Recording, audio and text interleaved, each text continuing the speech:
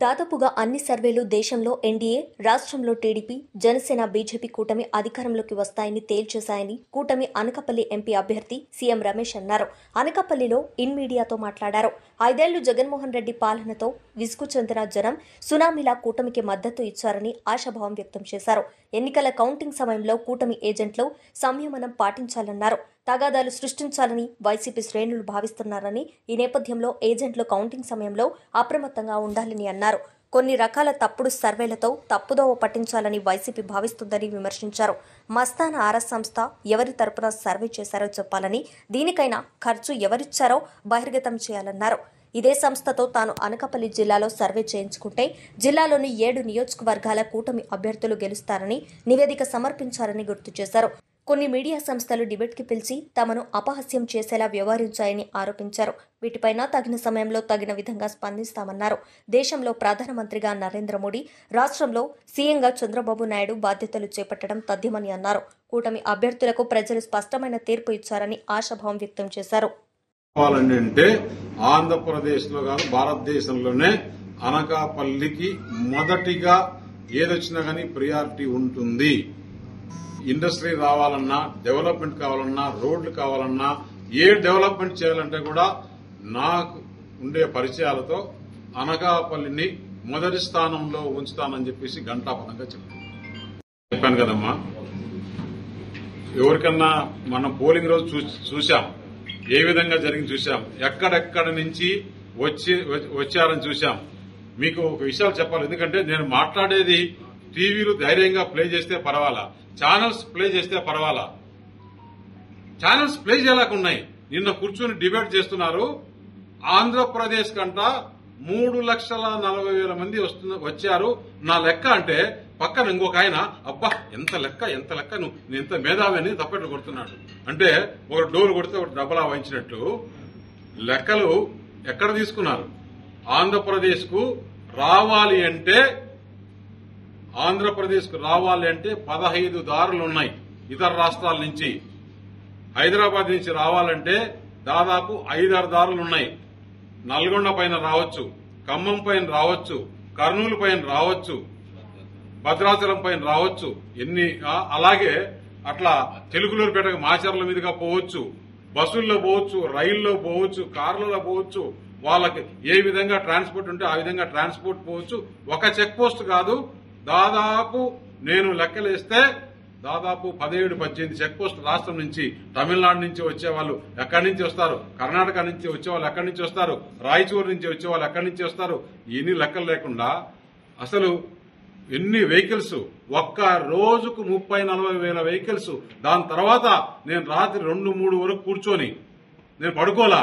వాళ్ళు చెప్పిన ఛానల్స్ లో నేను ఎన్హెచ్ఏతో మాట్లాడి అన్ని రోజులు ఎన్ని వెహికల్స్ వచ్చినాయని ఎన్హెచ్ఏ డిపార్ట్మెంట్ చెక్ పోస్ట్ దగ్గర నుంచి ఇచ్చా. ఆ ఛానల్స్ నన్ను ఈ రోజు పిలిస్తే నేను వచ్చి చెప్తా ఒక్కొక్క రోజు ఎన్ని వెహికల్స్ వచ్చాయి, ఏ టైమింగ్ లో కూడా ఎన్ని వెహికల్స్ వచ్చాయి అనేది. బస్సులో స్పెషల్ బస్సులు ఎన్ని వచ్చాయి, స్పెషల్ ట్రైన్స్ ఎన్ని వచ్చాయి, ట్రైన్స్ లో ఎంతమంది టికెట్లు బుక్ చేసుకున్నారు, మొత్తం డేటా ఇస్తాను. ధైర్యం ఉందా మీకు పెట్టుకునేదానికి? డోలు తబలా కొట్టుకునేదానికి కాదు, కూర్చొని. 3లో 400 మంది ఎన్డీఏలో గెలిస్తే ఎలా ఉంటారు 400 మంది, నా రోల్ కూడా అలాగే ఉంటుంది. 10 కోట్లు ఎవరు ఇచ్చి ఏ సంస్థ చేయించింది? ఇది ఏదైనా ఒక పొలిటికల్ పార్టీ చేయించిందా, లేదు ఇంకొక క్యాండిడేట్లు ఏమైనా చేయించారా? ఎవరు చేయించినారు అని చెప్తే ఆ సంస్థకు క్రెడిబిలిటీ ఉంటుంది. ఆయనకై ఆయన ఓన్ గా చేసుకున్నంత అవసరం ఉందా? ఆయనకై ఆయన చేసుకున్నంత అవసరం ఉందా చెప్పండి. ఎందుకంటే నేను ఒక సంస్థ పైన ఎక్కువ మాట్లాడితే కూడా బాగుంది. సాక్షి అని నేను ఎప్పుడూ అబ్జెక్షన్ చేశాను. అతనికి ఏమాత్రం క్రెడిబిలిటీ లేదు. ఓన్లీ సాక్షి వాళ్ళు పెట్టి నడిపించిన అతను. రేపు పోలింగ్ ఏజెంట్లు కూడా ఎవరు పోరు, వాళ్ళ క్యాడర్ డిమారలైజ్ అవుతుందని ఈ ఆత్మసాక్షితో పెట్టించారు. ఇంకొకటి ఆరా అనే సంస్థ కూడా ఇచ్చారు. నేను ఒకటి అడుగుతున్నా ఆరా అనే సంస్థను. నేను కూడా ఆరా సంస్థతో చేయించుకున్నా. నాకు ఒకసారి కాదు, 2 సార్లు కాదు, 3 సార్లు ఈ ఎలక్షన్లో 7 నియోజకవర్గాలు గెలుస్తున్నాయని చెప్పాడు. అలాగే దీని పక్కన కాకినాడలో వస్తున్నాయని చెప్పారు, విశాఖపట్నంలో వస్తున్నాయని చెప్పారు, అమలాపురంలో 7కు 7 వస్తున్నాయని చెప్పారు, శ్రీకాకుళంలో 7కు 6 వస్తున్నాయని చెప్పారు. నేను ఒకటి అడుగుతున్న ఆ సంస్థని, ఇంత పోలు 175 అసెంబ్లీ సెగ్మెంట్ లో చేయాలి అంటే నీకు ఎవరు మ్యాండేట్ ఇచ్చారు? 175 అసెంబ్లీ నియోజకవర్గాలు, 25 పార్లమెంట్లు చేయాలి అంటే దాదాపు 8 నుంచి 10 కోట్లు ఖర్చు అవుతుంది. ఈ ఆరా సంస్థకు ఎవరు డబ్బులు ఇచ్చి చేయించారో అది చెప్పలేదు. అలాగే కొంతమంది మంత్రులు ఓడిపోతున్నారని, 90% ఆఫ్ ది మినిస్టర్స్ ఓడిపోతున్నారని చెప్పాడు. అది నిజమే అనుకుందాం.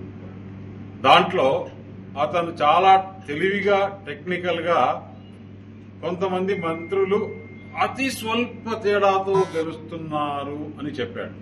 అతి స్వల్ప తేడా అంటే రేపు అతను నేను చెప్పాను కదా, ఓడిపోయిన తర్వాత నేను చెప్పాను కదా అతి స్వల్పం అన్నాం, అది ఎలాగైనా జరగచ్చు, ఎర్రర్ ఉండొచ్చు అని చెప్పేసి. మరి మిగతా కాన్స్టిట్యున్సీలు రీజన్ వైజ్ ఎందుకు చెప్పలేదు? ఉత్తరాంధ్రలో ఇన్ని వస్తాయి, కోస్తల్ ఆంధ్రలో ఇన్ని వస్తాయి, రాయలసీమలో ఇన్ని వస్తాయి అని చెప్పల. మొన్న మనం చూశాం access my India, access India today వాళ్ళు గత 7 సార్లు, అంటే ఇటు కర్ణాటకలో గాని పోయినసారి ఇదే మై యాక్సెస్ ఇండియా 22 నుంచి 25 పార్లమెంట్లు వైఎస్ఆర్సీపీకి వస్తాయని చెప్పిన సంస్థ అది కాదా?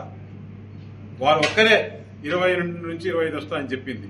నిన్న తెలంగాణలో రీజన్ వైజ్ కరీంనగర్, ఆదిలాబాదు, నిజామాబాదు ఏ విధంగా వస్తుంది, హైదరాబాదు సరౌండింగ్స్ రంగారెడ్డి ఏ విధంగా వస్తుంది, కరీంనగర్, వరంగల్, నల్గొండ, ఖమ్మం ఏ విధంగా వస్తుంది అని చెప్పిన సంస్థ క్లియర్ గా ఏ విధంగా చెప్పిందో ఆ విధంగా చెప్పింది.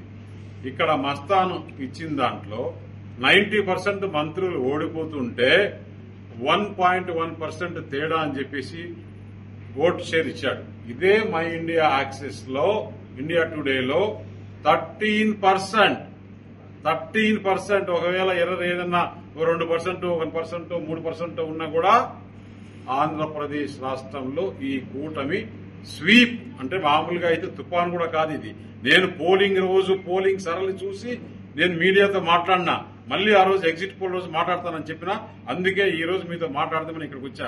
ఆ రోజు మీరు అందరూ చూసింటారు, పోలింగ్ దగ్గర ఎక్కడెక్కడ నేను బూతుల దగ్గర నుంచి బయటకు వచ్చి ఇది తుఫాను కాదు సునామీ అని చెప్పాను. అదే ఈ రోజు రుజువైంది. ఇంకా సునామీ కన్నా కూడా పెద్దది ఏదైనా ఉంటే అదే అవుతుందని చెప్పేసి రేపు 4వ తారీఖు మనందరం మళ్ళీ ఇక్కడే కూర్చుందాం, మాట్లాడుకుందాం. దేనికైనా కానీ ఒక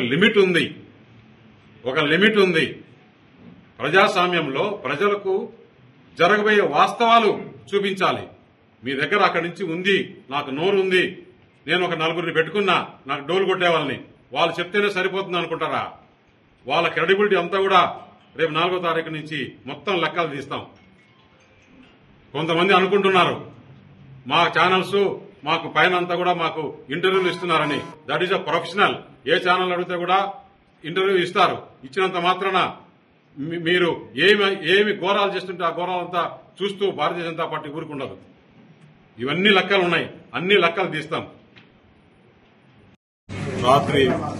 మధ్యరాత్రి వరకు కూడా అన్ని ఎగ్జిట్ పోల్స్ చూశాం. ఏదైతే ముందు నుంచి చెప్తున్నామో ఇటు ఆంధ్రప్రదేశ్ లో గాని భారతదేశంలో గాని ఇక్కడ జనసేన, టీడీపీ, భారతీయ జనతా పార్టీ కూటమి ఆంధ్రప్రదేశ్ లో, అలాగే భారతదేశంలో ఎన్డీఏ రెండు కూడా బ్రహ్మాండమైన విజయం సాధిస్తున్నాయి. ఏదైతే ముందు నుంచి కూడా ప్రధానమంత్రి నరేంద్ర మోడీ గారు 400 సీట్లు పైచిలుకు అన్నారో ఈరోజు భారతదేశంలో క్రెడిబిలిటీ ఉండే ఆల్ ఎగ్జిట్ పోల్స్ ఎక్కడ కూడా తేడా లేకుండా అవే చెప్తున్నాయి. ఆంధ్రప్రదేశ్లో కూడా ఈ 5 సంవత్సరాలు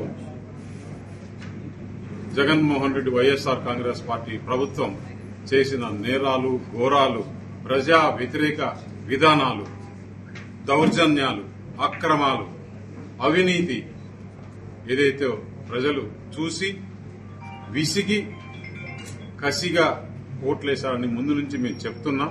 నిన్న ఎగ్జిట్ పోల్స్ లో అదే నిజమైంది. ఏది ఏమైనా కానీ ఇటు తెలుగుదేశం పార్టీ కార్యకర్తలకు, నాయకులకు, జనసేన పార్టీ కార్యకర్తలు, నాయకులకు, ముఖ్యంగా పవన్ కళ్యాణ్ గారికి, అలాగే భారత ప్రధాని నరేంద్ర మోడీ గారికి, అమిత్ షా గారికి, పార్టీ అధ్యక్షుడు నడ్డా గారికి, భారతీయ జనతా పార్టీ కార్యకర్తలకు, నాయకులకు మాకు ఏదైతే మేము ప్రజలకు చెప్పాలనుకున్నది మీడియా ద్వారా చేరవేశారో మీకు అందరికీ కూడా ప్రత్యేక ధన్యవాదాలు తెలుపుకుంటూ నేను ముఖ్యంగా ఒకటే చెప్తున్నా. రేపు 4వ తారీఖు కౌంటింగ్ ఉంది. కౌంటింగ్ లో అందరూ కూడా మా ఏజెంట్లందరూ కూడా జాగ్రత్తగా ఉండాలి.